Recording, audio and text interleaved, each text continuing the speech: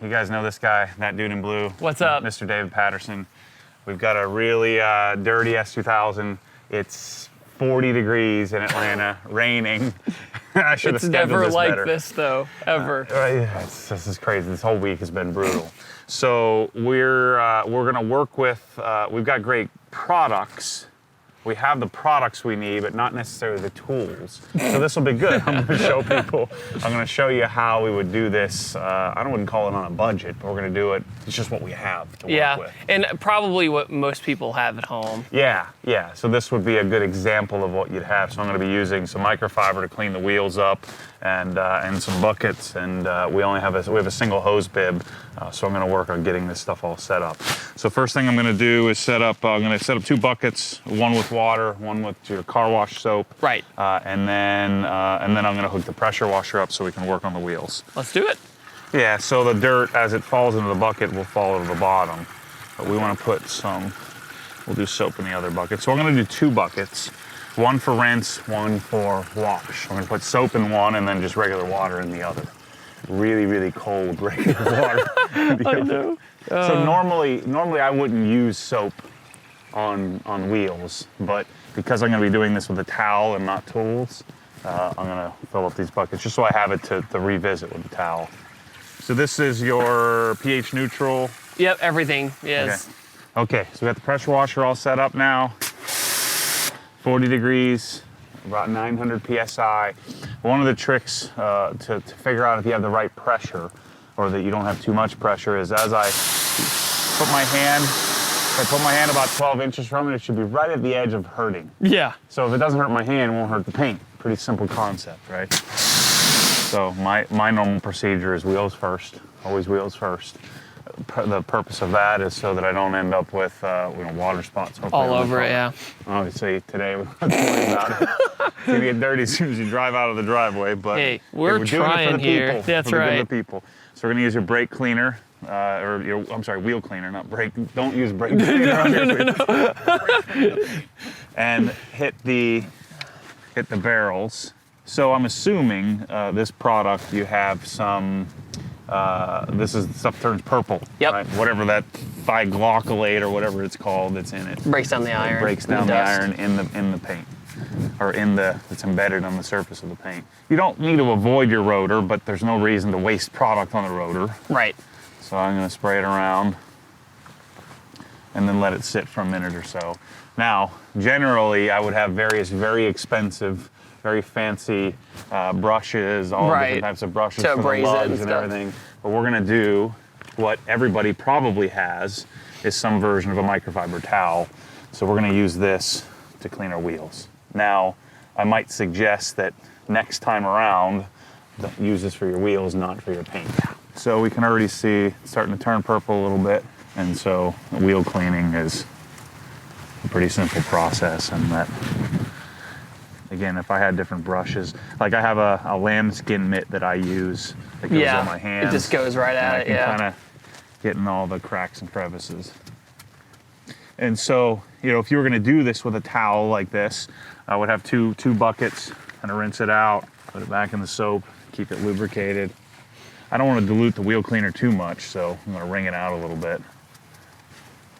And this could be a process that you could use if you're in a pinch, you didn't have all your fancy wheel tools, and let the wheel cleaner do a lot of the work.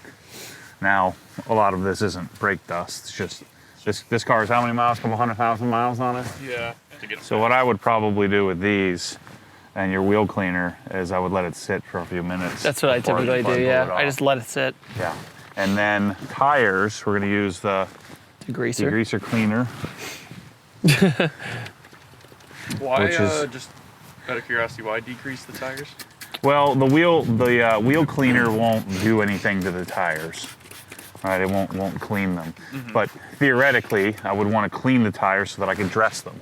Right. So the dressing actually sticks or bonds with the tire. And then again, you would probably be best served using a tire brush for this. But I'm a big proponent of friends don't let friends have shiny tires. Oh, like Tire Shine? Yeah. So you would use a product like your Tire Shine and wipe off the excess. So we're going to prepare this to use the tire shine so that we don't end up with wet looking tires. Yeah. And sling. Yeah, no. Too much product. Not about the sling. That's the general procedure. You know, we're going to clean the surface of the wheels. You know, you could use a towel, you could use a mitt, you could use a brush like a wheel woolly or something like that, and then we'll use our 40-degree nozzle to spray it off. Yeah, James, I thought that was all brake dust. Dang. No dice. These wheels are crap, and they cost $100, and like can't really beat that right now. Okay, so that's our wheels. So after you're done with the wheels, you know, one of the things that I think is important, you could wash the car, and a lot of people prefer to wash the car with this tip, you know, like so. Another little trick, another little tip that I recommend people do, when you're powering it up for the first time, always point it away from the car in case you didn't latch this down, you want to fire it at your fender, right? Smart move. The only reason I do that is because I've done that. So now we have a 20-inch, 20-degree wand. Oh, my hands won't function. Do we have gloves? And We have like rubber gloves, but and so I like this even with a small car because it's just more ergonomic to go and clean the surface. So I'm always gonna rinse it first. right. Right, so we're gonna rinse the car first, and then we're gonna foam it. And we're gonna use you have two soaps. You have car soap and ultra foaming soap. And the foaming will probably help us with this because the car's pretty dirty. Yeah. And clearly you don't have any kind of wax on this. No. Wax is optional. It was waxed, I think, last year. Well, there's none It's left. gone. I can assure you that none is left. Yeah. So I'm gonna so this is your ultra foaming Yes. soap. So this is tricky. When you're foaming a car, so when you have a soap like this, likely isn't pH neutral. That's the point. This will probably be slightly alkaline, so a pH of 8 or 9. Maybe not quite that high. But the point of a foam is to put it on prior to washing so that I can lift, or there's usually a surfactant in here that'll break down the dirt. And one of the difficulties of using this is that you got to time it properly. So I'm going to foam it, let it sit, get it off. I don't use these as often. Now on this car it's perfect because we don't have anything on the surface. There's nothing here. This is good. This will be probably likely a really good product for preparing to polish or wax the car. I want to try to remove some of the wax that's on it. So we're going to use this on here to clean the grease, and prepare the surface. We're going to spray this on, let it sit for, the bottle calls for 4 to 6 ounces, about 60 seconds. So we're going to put it on there for a minute or two, and then we're going to spray it off. But if you just freshly waxed your car, my recommendation is going to be use the car soap. So foam it with the car soap, not the foaming soap, because this is going to be a little bit more aggressive, I would guess, having not used it, but just knowing how this stuff works. So I'm going to put the MTM bottles have a scale on the side. I'm going to put 150 milliliters in here, so I'm going to have to go grab another bottle and fill this up. And we're going to put, because it's a small car, we're going to then bring this up to about 750 milliliters of water and solution, and we'll mix it up, and then we're going to foam the car down. Well, it certainly smells good. I know, right? Matt, what is ceramic coating? It's either titanium dioxide or silicon dioxide that, you figure a layer of wax will give you a certain level of thickness. Wax would give you, if your clear coat is 130 microns thick, so like about the thickness of a human hair. Wax is going to be like a half a micron. Whereas a coating is going to be maybe a full micron. And a coating will actually bond to the surface and last a lot longer. So the advantage of a coating is you get more longevity. The disadvantage to a coating is that it's not foolproof. I mean, they're more susceptible to chemical deposits, water spots, things like that. All right, so here would be my recommendation on your application of this stuff. Again, using the foaming soap isn't something I'd use all the time. I would recommend using this on a project like this where we have a really dirty car, there's no more wax on it, we want to prep it in order to wash it. But generally, when I'm foaming a car, I would use the regular pH neutral car soap, and I would foam it and leave it on the car. Believe it or not, when you have a pH neutral soap, you're better off having the soap dry on the car than water, because the pH neutral, or what the soap is doing, is neutralizing the minerals in the water. The other reason why I don't like this step as much is, it adds more work. And so I'm foaming, rinsing the foam, and now what I'm going to do is I'm going to foam it again with the regular soap, so that adds an extra step that I just don't think is necessary, especially in like southern climates like this where it's normally pretty nice. What I use soap for is lubrication. Do you use about the same amount as the foaming soap? Yeah, so you would play with this, and what you're going to do, David, you're going to play with this over time and figure out with this pressure washer and that flow, with this gun and this foam can, what's the appropriate amount. Generally, I use a lot more soap than you probably need, but I would say, again, 150 mLs of soap and about 750 mLs of water. And I would use ounces, but there's a milliliter. But it's on there, and that's what you do, yeah. yeah. I'm not trying to be fancy here. The good news is that your breaker didn't trip yet. That's true. Huh? Breaker didn't trip yet. Yeah. All right, so here's the concept here. This is my philosophy. Some share it, some don't. I want soap on the car to lubricate the surface when I'm washing it. I want soap on the car to neutralize any mineral content in the water if you should happen to have hard water. So what I'm doing with this soap is I'm foaming the whole surface of the car, but I'm not going to spray it off until I'm done washing it. You can't just spray it on and spray it off. We've got to agitate the surface. We've got to use a sponge, or in this case, we're going to use a microfiber towel to clean it. And so I'm putting this on here to lubricate more than I am to actually wash it. Right. Yeah, I think you need a little bit more. You need a little bit more soap. Yeah. In the container. So one common mistake people will do is like wash the whole car without revisiting the bucket. And so what I'm going to do is I'm going to revisit the bucket as often as necessary, and I'm not going to use pressure. So I'm going to clean out in my rinse bucket and then visit my wash bucket. And I'm gonna go top down. So I'm gonna start at the top, work my way down, and clean the entire car. But notice I'm not leaning in. I'm just agitating. And you're letting the stuff do the product work. Right. But even this process, you're still gonna scratch. You're still gonna, over time, you're gonna mar the surface. So this is the spot you need to be careful with, because we're the rocker panel, or the side skirts. Yep. Don't come back up. Right. So start at the top of the door.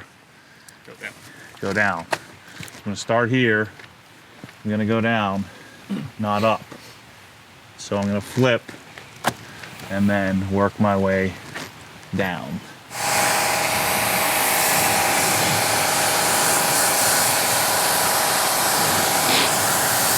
All right, so you just had the question, simple question. Do we quick detail? Do we spray wax? What do we do when we're drying? Normally what we would do, so let's say the car had wax on it and was protected. Normally what I do is grab a leaf blower and blow off the excess water. Right. So this thing doesn't have anything on it, right? There's no protection on it. And so what I would do, or what we're going to do, is we'll use the spray wax to seal it, to get something on the surface. And the next time you wash it, the water won't be sitting like this. Generally with wax, less is more. I haven't used this product, but I'm assuming it's something similar. It's very simple, we don't have a lot of towels, so I'm going to use this for two purposes. One, to lubricate, so as I'm drying, I'm hopefully going to end up with less marring and scratching. And then secondly, I'm adding some protection. So same thing with washing, pressure. I don't want to use pressure if I can help it. So that's the process of waxing. Here you go. All right, so let's use this example of a car. So I get the cars in coffee. My car is not clean, but it's not dirty, and I wanted to wipe it off. And here's the general thing is you'd spray the whole hood down and wipe it down with a towel. The problem with doing that is you stand the risk to scratch it. So if you are going to do that, so this is most of the time why I don't do it. One, I want to use a softer towel. I'm going to fold it in quarters, and I'm going to use a boatload of product. Have you ever seen a guy at Cars and Coffee do that? Yes. Generally not. No, they go choo choo. Yeah. So now what I'm going to want to do is clean it first. So the first thing I'm going to do with almost no pressure is wipe the surface. Then I'm going to put a little bit more on, and I'm going to wipe it soft again. Wipe the surface. You could do this with a detail spray, like your detail spray product, or a waterless wash product. But I'm going to want to get the heavy dirt off. Now I'm going to want to start to dry it. And then by this point, now I can probably wipe it. And I can begin to keep flipping the towel. Now I can begin to kind of clean it off.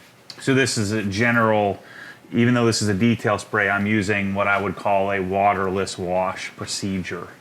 And now I need to be, cognizant of I don't have as much product there, and it just ends up being this big, long, drawn-out process of using lots of towels, lots of product in order to get the surface clean without scratching the surface. I would generally recommend, just because of the annoyance of that and the fact that I'm going to use like half a bottle to do this whole car, generally my recommendation is to go to Cars and Coffee, just leave it dirty. Or if you are going to use a quick detailer like this, use this product when the car has got dust. Like let's say you wash the car, it's sitting in the garage for a week, and you got some light dust, but you didn't go out and drive it around town. Because if you start, if you wash your car with a detailer or a detail spray, like if I were to take this car, which is moderately dirty, and do that process, but if I just did one of these and then when started wiping, I'm going to scratch the paint. There's just no way around it. You're going to scratch it. And so instead, we're going to do this. We're going to lubricate, and we're going to use a boatload of towels and use all the sides of it and use as little pressure as possible to keep it from damaging the clear coat or scratching.